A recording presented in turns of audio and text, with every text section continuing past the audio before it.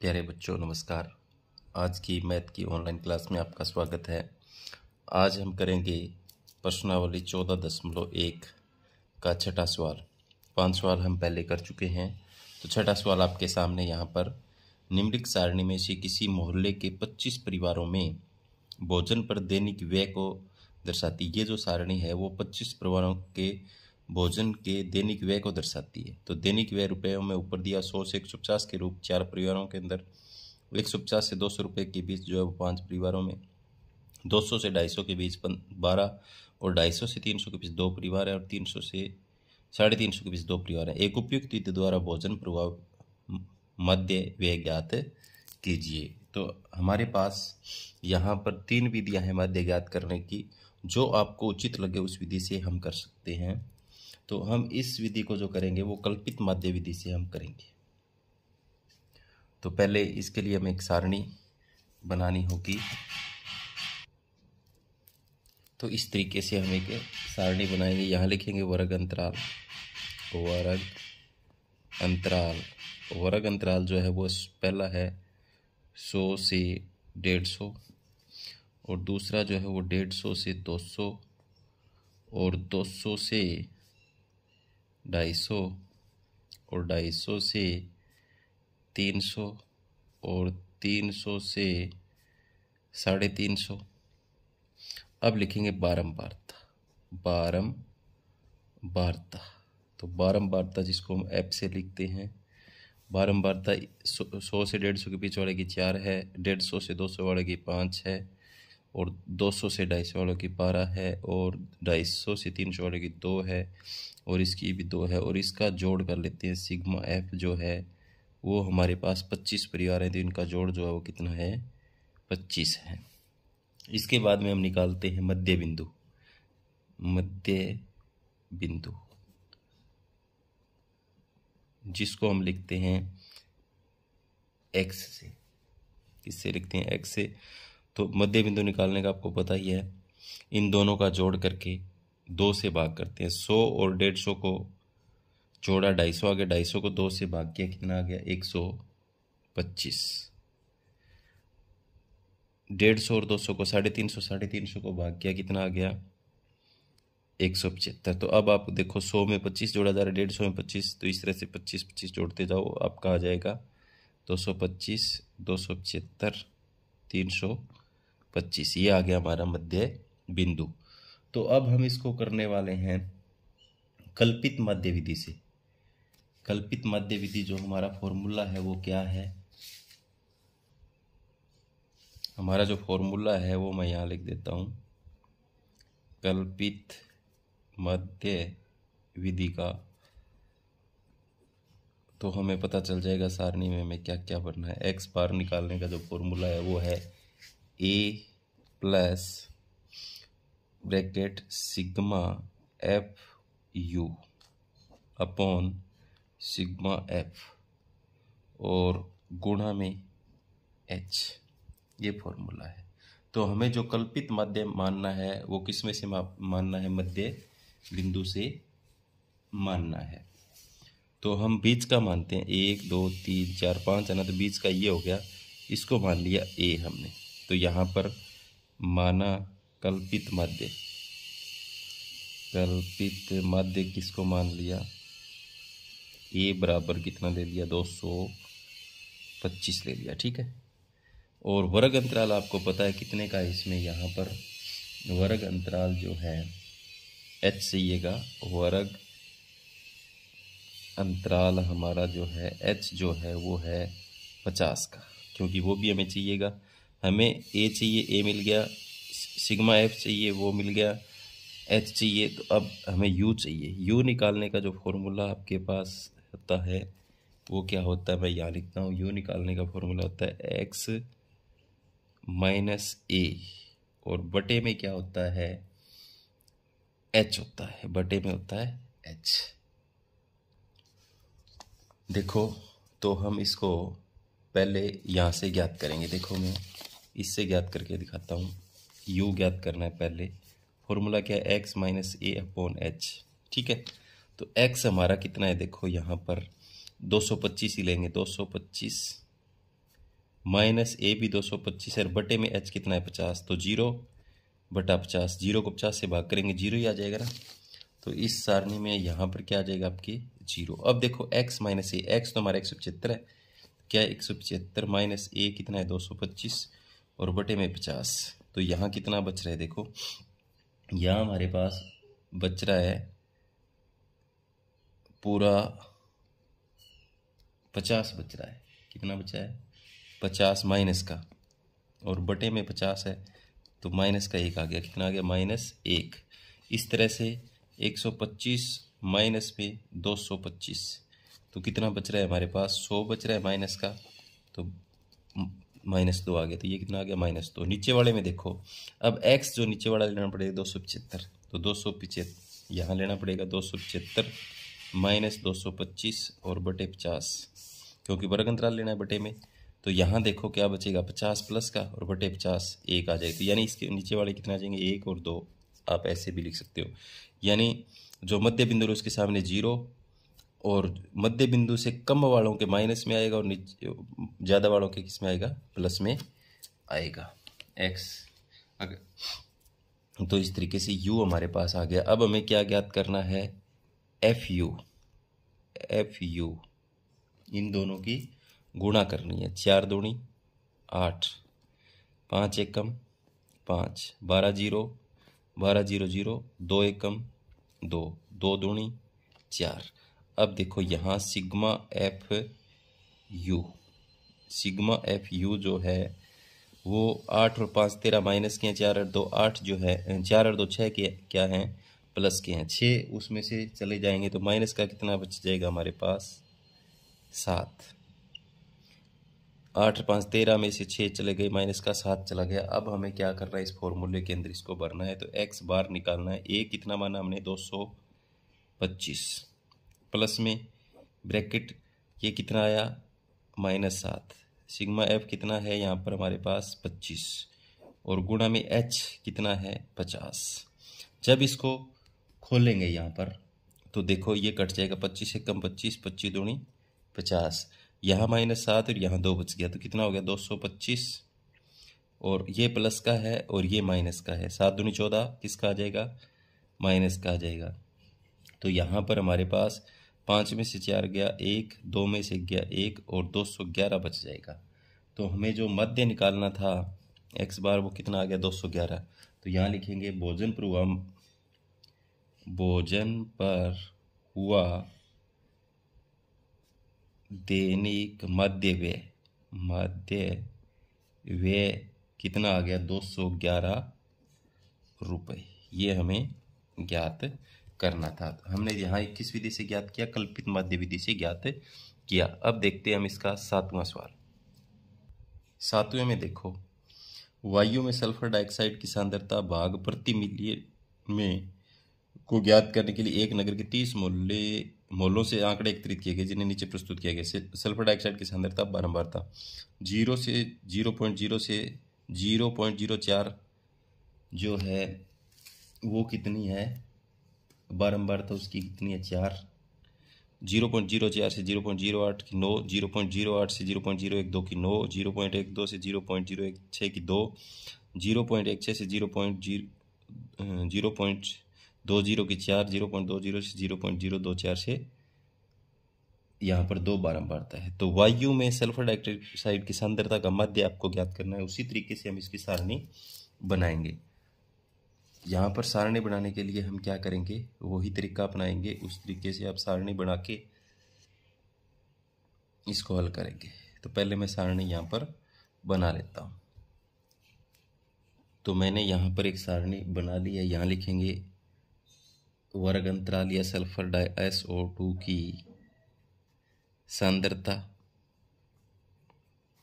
और यहाँ लिखेंगे बारंबारता F, ठीक है। और यहाँ लिखेंगे मध्य बिंदु जिसको x हम कहते हैं। 0.0 से 0.04, 0.04 से 0.08 और 0.08 से 0.12, 0.12 से 0.16 और 0.16 से 0.20 और 0.20 से कितना है 0.24 और इनकी बारंबारताएं हो जी 4, 9, 9, 2, 4 और 2। इनका जो योग है सिग्मा एफ जो है वो हमारे पास कितने मोल हैं 30 मोलों से एकत्रित किया गया तो 30 है। अब हमें क्या ज्ञात करना है, इनका मध्य बिंदु ज्ञात करना है। तो अब मैं पहले की तरह इसको रफ में करके दिखाता हूँ। क्या करना है, लोअर लिमिट और अपर लिमिट का जोड़ करना है। 0.00 में 0.04 जोड़ना है, कितना आ जाएगा, यही रह जाएगा। इसको 2 से भाग करना है तो 200, 200, 2 दूनी 4, 0.02।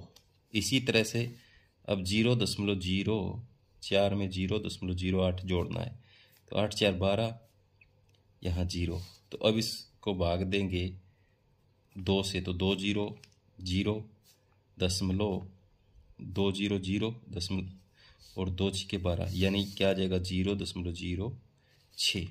अब आप देखो क्या जुड़ रहा है, 0.02 जुड़ रहा है तो 0.02 जोड़ते जाओ सब में। ये क्या इसमें जोड़ेंगे 0.02 तो 0.10 हो जाएगा। इसमें 2 जोड़ेंगे तो 0.0 तो 14 हो जाएगा और इसमें जोड़ेंगे तो 0.18 हो जाएगा। इसमें जोड़ेंगे तो इसमें 0.02 जुड़ेगा तो ये हो जाएगा 22। तो इस तरीके से हमें जोड़ते जाना है, यानी इन दोनों का जोड़ करके 2 से भाग देना, ये आ गया। अब क्या ज्ञात करना हमें, एफ एक्स। इसको हम प्रत्यक्ष विधि से ज्ञात करेंगे। तो एफ एक्स में क्या है, इनकी गुणा करेंगे, 4 दूनी 8, 4 0 0, 4 0 0, ये हो जाएगा 9 6 54 और ये हो जाएगा 10 9 90 तो 0.90। ये हो जाएगा 14 दूनी 28 तो 2 अंक हैं यहाँ, ये हो जाएगा 18 चौके 72 और ये हो जाएगा 22 दूनी 44 और सिग्मा एफ और एक्स इन सब का अगर जोड़ करें 4 2 8 8 16, 4 20 और 8 28। एक मिनट, क्या 4 2 4 14 4 18 18 और 8 26, सॉरी कितना आएगा 26 और यहाँ 9 यहाँ 2.96 आ गया। कितना आ गया 2.96। तो इसको हम प्रत्यक्ष विधि से ही करेंगे, प्रत्यक्ष विधि से। तो एक्स बार निकालने का फॉर्मूला प्रत्यक्ष विधि में बिल्कुल सिंपल है, F x upon sigma F. तो सीधा ही हम क्या करेंगे, 2.96 में 30 का भाग देंगे। तो अब इसका दशमलव हटाएंगे, या 1 0 और तो 1 दशमलव लगा लो। तो यहाँ देखो मैं भाग करके दिखा देता हूँ, यहाँ 1 दशमलव लगा लेता हूँ मैं, 0.296 चला जाएगा, यहाँ 3 हो जाएगा तो 3 0 0, फिर 2 भी भाग नहीं गया, 3 0 0 2 बच गया, उतार लिया 9, यहाँ ऊपर दशमलव के बाद वाला 2 लिया, भाग नहीं गया 0 और 3 9 27, 2 बच गया, उतार लिया 6 और ये आपका लगभग 3 9 27 यानी लगभग चला गया 0.099, लगभग आपका क्या आ गया, इसका माध्य आ गया। तो यहाँ पर लिख सकते हैं हम SO2 का सांद्रता माध्य जो आ गया 0.99 ppm पर मिलियन में निकालना था। तो ये था इसका 7वां सवाल। अब देखेंगे हम इसका 8वां में क्या है, देखो किसी कक्षा अध्यापिका ने पूरे स्तर के लिए अपनी कक्षा के 40 विद्यार्थियों की अनुपस्थिति निम्नलिखित रूप में रिकॉर्ड की। एक विद्यार्थी जितनी दिन अनुपस्थित रहा उसका माध्य ज्ञात कीजिए। दिनों की संख्या 0 से 6 के बीच विद्यार्थियों की संख्या 11, 6 से 10 के बीच एब्सेंट रहे हैं 10, 10 से 14 के बीच 7 और 14 से 20 के बीच 4, 20 से 28 के बीच 4, 28 से 38 के बीच 3 और 38 से 40 के बीच 1। तो इसके लिए भी हमें एक सारणी बनानी पड़ेगी और इसको भी हम प्रत्यक्ष विधि से करेंगे यहाँ पर। तो यहाँ पर मैं एक पहले सारणी तैयार कर लेता हूँ। सारणी तैयार करने के लिए हमें इस तरीके से लाइनें खींचनी पड़ेंगी। 1 2 3 4 5 6 7 खंड है, तो 7 लाइनें हम यहाँ पर ऐसे खींच लेंगे। तो यहाँ पर हम क्या लिखेंगे? दिनों की संख्या, दिनों की संख्या,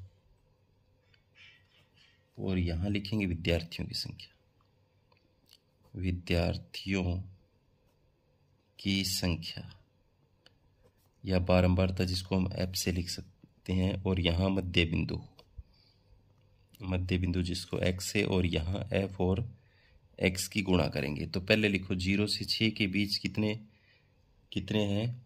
11। और 6 से 10 के बीच कितने हैं? 10। और 10 से 14 के बीच कितने हैं? 4। और 14 से 20 के बीच कितने हैं? सॉरी, ये 7 है। कितने हैं? 7। और ये 4 हैं। और 20 से 28 के बीच कितने हैं? 4 हैं। और 28 से 38 के बीच कितने हैं? 3 हैं। और 38 से 40 के बीच कितने हैं? 1। तो इनका हमें क्या ज्ञात करना है? मध्य बिंदु। मध्य बिंदु में क्या है? 0 जमा 6, 6 को 2 से भाग दिया, 2 तिया 6, 6 जमा 10 16 हो गया, 16 को 2 से भाग दिया 8, 10 और 14 कितने हो गए? 34, 34 को 24, सॉरी 24 को 2 से भाग दिया 12 आ गया। यहाँ पर हो गए 34, 34 को भाग दिया 2 से 17, यहाँ हो गया 48, 48 को भाग दिया 2 से 24, और यहाँ इन दोनों को माध्य निकालेंगे तो कितना आ जाएगा? 66 हो जाएगा। 66 को 33, और यहाँ पर इनका आ जाएगा 39। ठीक है, तो इनका जो है सिग्मा एफ है वो कितना है? 40 विद्यार्थी हैं।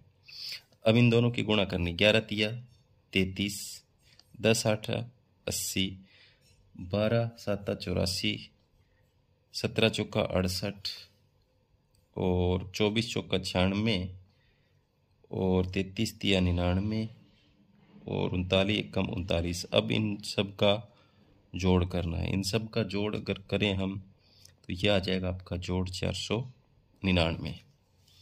अब प्रत्यक्ष विधि से इसको हम करेंगे, प्रत्यक्ष विधि से। तो प्रत्यक्ष विधि में एक्स बार माध्य निकालने का formula sigma F x upon sigma F होता है।